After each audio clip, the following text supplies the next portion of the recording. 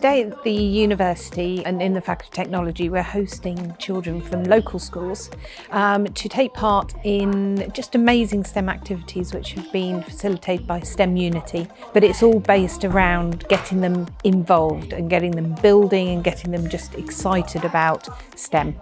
So it's really exciting to be in Portsmouth today, working with all these utterly amazing young people and their teaching staff, celebrating 100 years of Portsmouth with our Spark EcoCity activity pack.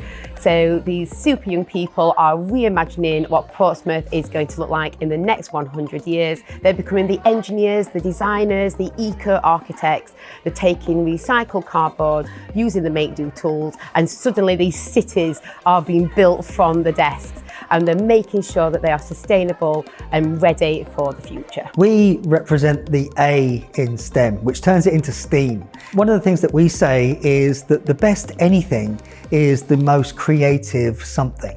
And so if you're going to be the best engineer, if you're going to be the best scientist, if you're going to be the best hairdresser, you're going to be the most creative. So for us, it's really important that we bring those things into days like today so that people can connect the dots between creativity and the real power that the arts bring to the element of real world practicality. So if you want to be the best scientist, then maybe you should doodle a little bit.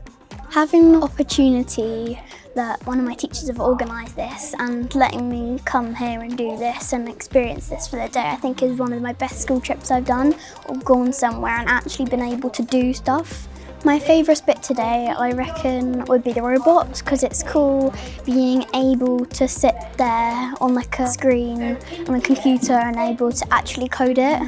I think STEM Unity is great. What they're doing here today has been absolutely amazing for all these kids. Again, it's giving them opportunities they might not have had otherwise, and giving all these kits to the schools means that they can keep going, keep building, and these kids are always going to remember that this charity came out and they helped them do all these amazing things. I think it's really important.